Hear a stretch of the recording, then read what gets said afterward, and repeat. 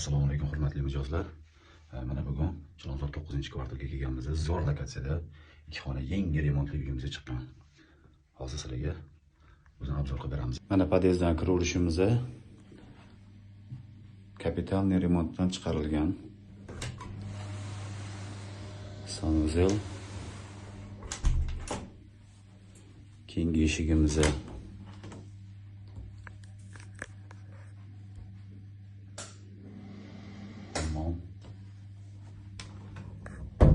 to'riga kirganimizda zal.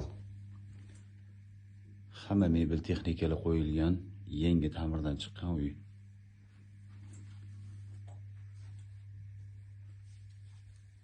Yo'qimizda spalni mana. Spalni garderob shkaflari, tremolari, yotog'i. Hamma jihozi bor.